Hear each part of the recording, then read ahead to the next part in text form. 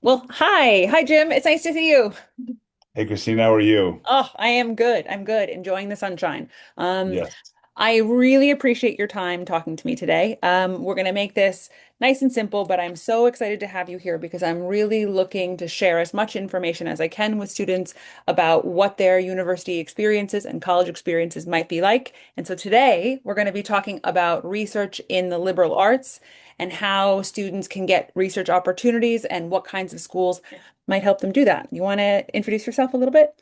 Yeah, that'd be great. I'm Jim Crawley. I'm the Director of Global Recruitment at Hope College in Holland, Michigan. I've been doing this for about 30 years, seven of those at Hope, and really glad to be here talking to you today. Oh, well, I really appreciate that. As someone who went to a liberal arts college myself, and did loads of research in the 4 years that I was there, this is a particularly exciting topic for me.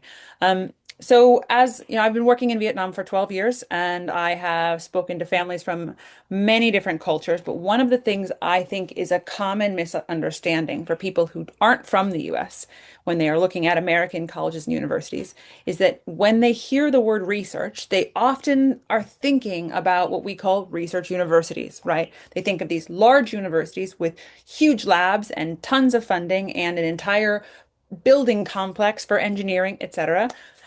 But I think that often that there is a maybe a misunderstanding of what that means for an undergraduate student. So my question for you today, or the topic I'm hoping you can tell me a little bit more about, is what do you think they misunderstand about how undergraduate research is really working? Or what do you think they should know?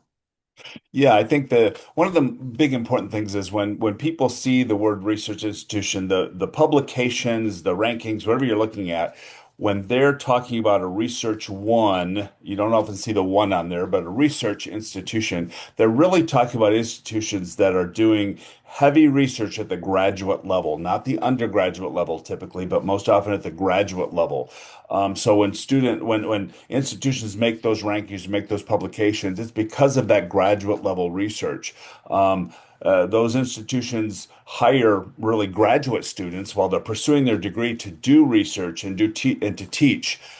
So consequently, what happens with that is when undergraduate students attend those institutions, it's a bit more challenging for the undergrad students to get that same experience because the purpose of those programs is so graduate students can come and do research. That's what their graduate program is all about. Mm. So that's one of the main things is where those rankings of publications come from, and yeah, and it's mostly the graduate level research that's happening, which is great stuff. Don't get me wrong. Oh, for sure. So I went to a big research university for my grad school program, and one of the things that I found so surprising after having been in a liberal arts college was how many undergrads were like fighting for the few summer positions that were reserved for undergrads, because there are also graduate students who are looking to maximize their work experience. So it aligns very much with what you're saying. And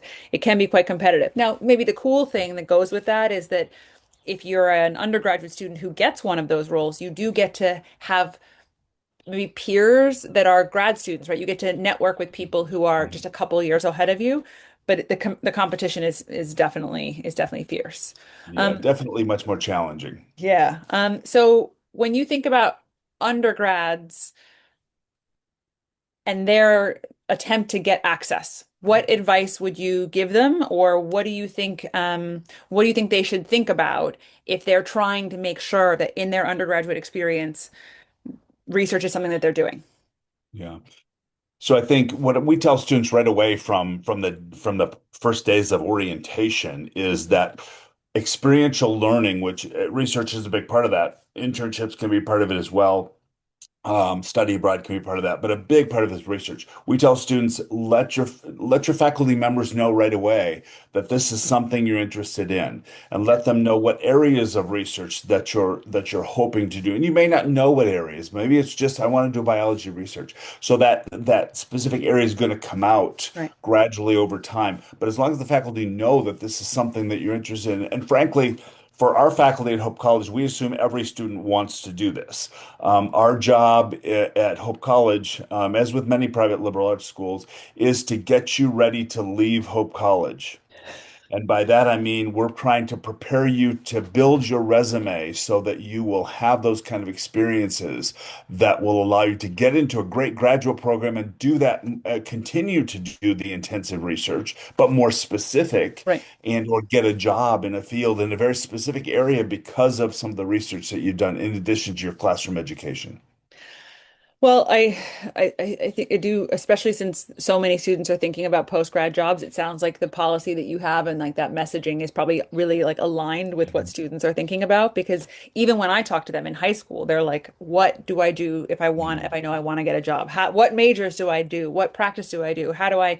I set myself onto the right path for that?" So if they're asking me that in ninth grade or 10th grade, it does definitely mean that it's a priority. I really love your emphasis on faculty dynamics because if I think about my undergraduate experience and what part of it was actually transformative, I think I would have to point to the relationships that I had. You know, I went to Hobart William Smith and it is a lovely school, but the people, the professors were the thing that like really did it for me, right? It was an advisor who was just like, you have to try out for this role. I have a friend who I need you to meet. You got to take a class with this guy. It was like the directing and mentorship that I was getting from individual people that propelled me forward.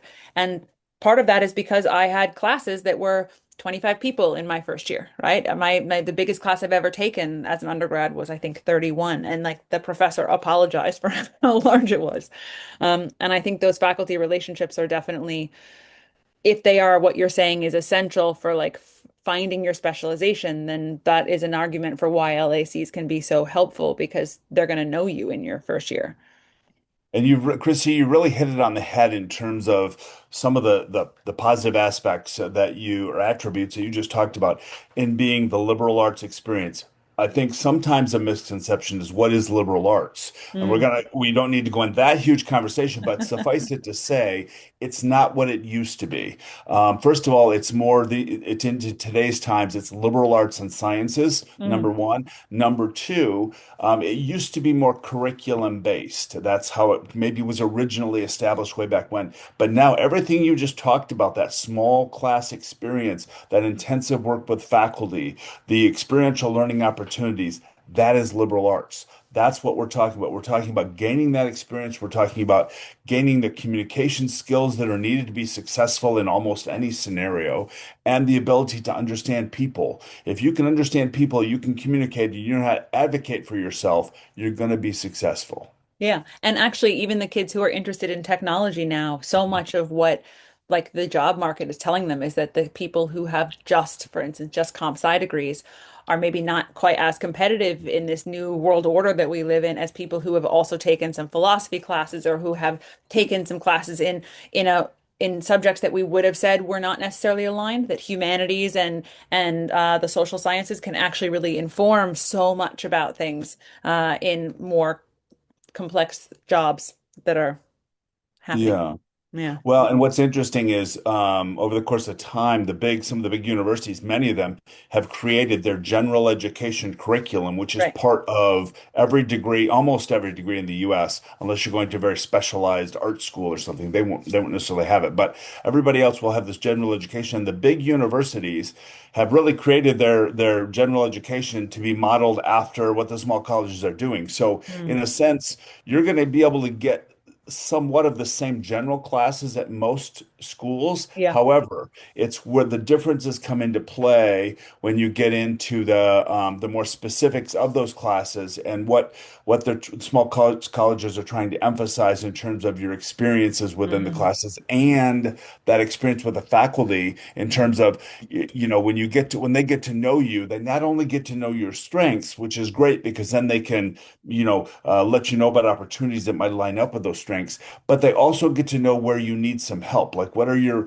kind of perceived weaknesses, I guess. Yeah. But the advantage there is let's get you out of those weaknesses. Let's build that up so Yeah. that you're even more well-rounded individual and able to be successful. So those are really good qualities that you're going to get with that student faculty interaction. And correct me if I'm wrong, but I would imagine that at a school like Hope, that part of what happens is that that dynamic is between a student and their faculty mentor is built over the 4 years. So you may Mhm. take an introduction to biology class with someone who then sees you in your second and third year and is sort of like watching your progression, which means Mhm. that the way that they recommend opportunities, the things that they keep you in mind for, is also kind of growing with you. And that 4 year relationship is definitely not something that I think you get at a school that has 200 students in intro to bio. Right, exactly. They're getting to know you at a small school like Hope. They're getting to know you from day one, Mm. and they're noticing strengths. They're noticing the challenges, but they're also in their mind. They're hearing, or not in their mind, literally they're hearing about opportunities Yeah. that are coming up, including the fact that we do summer research where we hire 200 to 250 students to do 6 weeks of paid research every summer. Oh, that's These are all amazing. undergrads. They're all our students. And we have first year students who are doing research in that summer after their first year. And they're not coming from necessarily from the top of research high school. Like they're not coming necessarily from super strong research backgrounds. They've had good science background or a good Right. sociology background or whatever it might be, but they don't necessarily have a lot of experience before they get to Hope with huge equipment, right? That's what the college experience is all about, is gaining some of that experience. But we definitely have first year students who are in our research symposium that we do in the spring that shows, over 200, 250 different research projects that have happened over the last year. That's fabulous. Now, my memory, it's been a long time since I've been in school, but my memory of undergraduate research was also that it was important to participate in experiences off Mhm. campus, right? That part of Mhm. what you're doing is building the skills because you want those for your CV. You want to have comfort with the big machines or with the interview protocols or whatever it is that you do, Yeah. but that it's also about conferences and presentations and the networking. Can you tell me a little more about that? Yeah, well, one interesting, very, very quick story I want to tell you is Yeah. I was getting ready to leave on an international recruitment trip, and it happened to be the very first day of class in the fall. So this was an early or late August Monday. I was heading out. I was in the airport in our town here, and an international student came up to me in the airport, and I'm thinking, oh no, what happened? Why are you in the airport on the first day of class? And she said, I'm going to present research in Texas with my faculty member. This is the first week of class, That's and she's wild. leaving to present research that week in sociology. It happens in almost all fields. The opportunities are there, and I think the key to an experience like you might get at Hope College is that you're doing research with faculty, not for faculty. The Okay. difference there is if you're doing it with faculty, then in very almost all cases, your name is on the research. Your name is when it's being presented, you're presenting with them when it's at all possible. And that's resume building stuff. I mean, that's Yeah. great stuff. And when you're doing research for a faculty member, which is more likely what happens at a larger university, not always, but more likely, is that your name is not on that publication. It's the faculty member. You're doing work for them, which is still great experience if you can get it. But again, Mm. not the same as having your name on a publication. Okay, so this is like the research assistant. You're like supporting their research. I've done it at Yeah, undergraduate yeah, and graduate yeah, levels, but you're just like no offense, but like a cog yeah, in the machine of whatever it is yeah, their project is.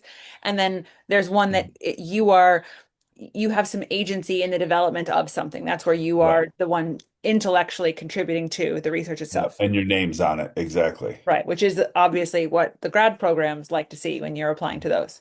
Yep. Okay, so Vietnamese kids and their families love to see some concrete examples because part of what they're trying to imagine is, okay, I'm going to be living on the other side of the world. I'm going to be in a new place. Let me try to imagine my future. The sociologist on her way to Texas is a great example. Do you have any others that you can share with me? I think some of this research that I think about that they're doing is stuff that I can't even pronounce. But I think as I look at some of the or think about some of the research that's been done across the curriculum, Yeah. everything from computer science to economics Okay. to biology and engineering. There's one that I know because we do a lot of research our students do with artificial limbs, and I know that the engineering department there was a group that just did research on they were analyzing the phantom limb pain with electrical stimulation. So they're trying to work with those people who've lost a limb and figuring out how to Wow. and they're trying to get prostheses and Yeah. trying to figure out what's causing that artificial phantom pain when they've lost their limb. So I mean, different things like that. And think in business, there was one on companies that balance profit and responsibility, like social responsibility. How is that balanced when you're in business? There's all kinds of it goes totally across the curriculum, and so students in any field can gain research experience that can be obviously can be on that resume and what it does is it builds you toward being able to potentially get your own graduate assistantship Yeah. when you get to graduate school because the research you've done is going to build your resume toward doing something more intensive in that same area Right. probably. And so you're able to show them, hey, I've done research in this exact same stuff that your faculty are doing research on. And one thing I want to tell you too is Mm. that we at Hope are doing graduate level research. A good example of that is we sent a student to a flagship institution, in other words, one of the major state institutions here in our state. And he was in his first biology research class. And so here's a Hope College graduate, and his partner happened to be a graduate of that institution. So Right. did their undergraduate study at this large institution. They were on this piece of equipment, and that graduate from that school had never seen that piece of equipment before, and our student had been working on it for 2 years.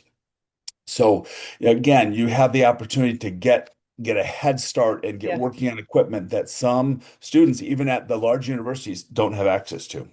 So, what strikes me as difficult about this, because I'm thinking about families and how they get information and how they figure out how to make decisions, is that ultimately, if you're a student who's interested in microbiology, part of what you look at is, okay, what is the microbiology department doing at this school as a way of trying to figure Yeah. out if a school is a good fit for you.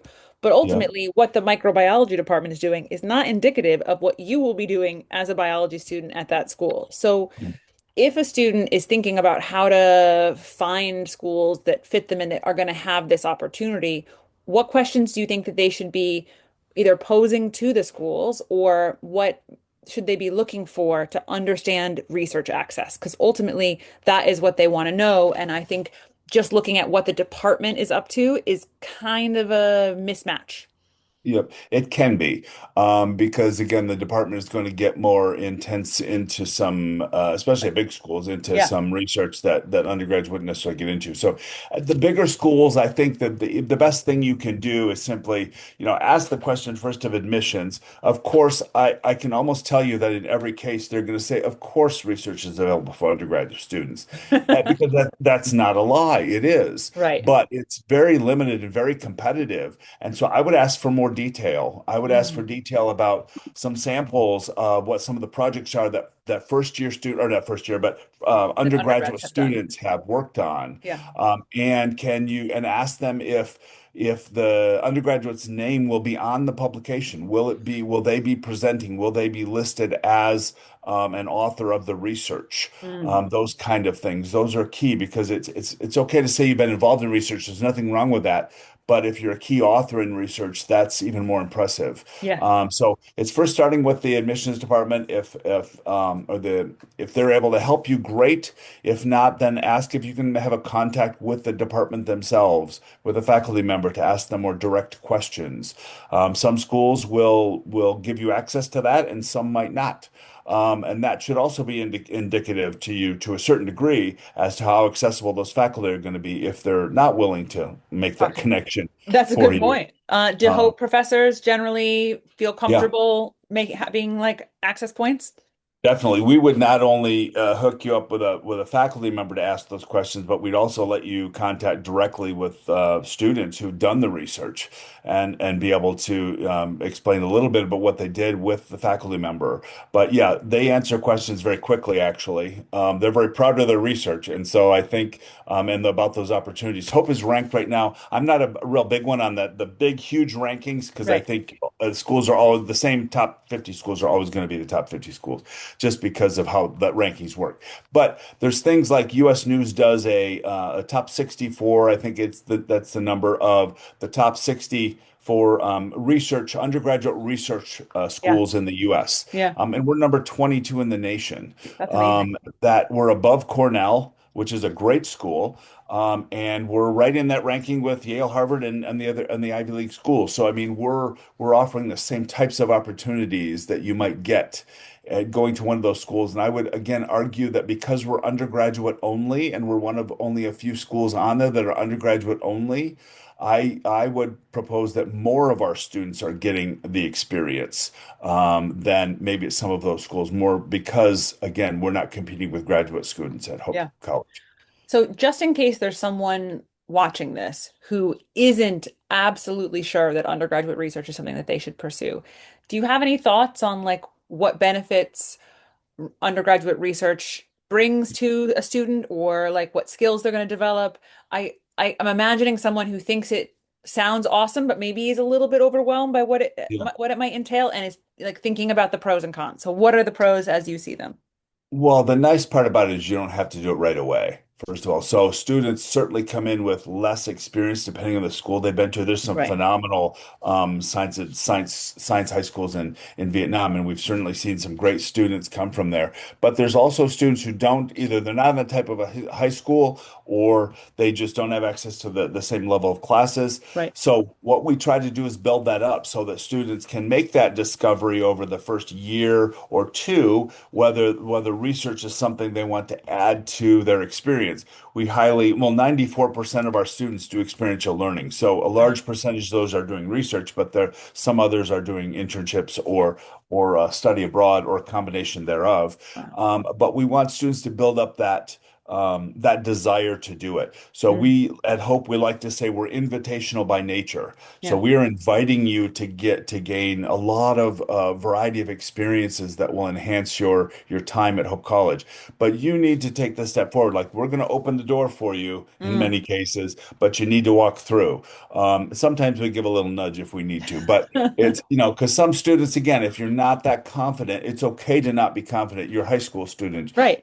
It's great for whatever confidence level you have, but part of college or part of university is to help build that confidence so you do feel ready to move on into the real world, Yeah. when you're done with the 4 years. So we're going to help build that confidence. We're going to help you decide, and again, your decision as to whether research is something you want to do, or do you want to gain the practical experiences some other way through internships, study abroad, those kind of things. But I would say in the sciences and STEM especially, it's obviously a big part of it, but Yeah. certainly we encourage them in the social sciences and in other areas, in the fine arts even, to do Yeah. some research that will enhance the resume as well. Fabulous. Well, I also, since you've mentioned that you have Vietnamese students on campus doing great things, like this is one of the reasons that them being able to reach out is so important, them being able to talk to a current student or to a professor, just get an insider's opinion of how it is. Right. Often it's people are nervous about sending that email, but it can be a great way of like demystifying it. So Right. I think it's a great piece of advice. Yep. Listen, Jim, anything else? Any final bits? No, I was just going to say, when you make that request, just let them know why you're asking and why Yeah. it's important to you.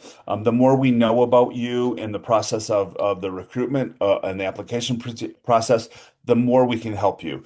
And that's going to be definitely another advantage of a small private is, Yeah. we read everything, we see everything, we hear everything. We really want to be able to respond. So we're going to get back to you right away.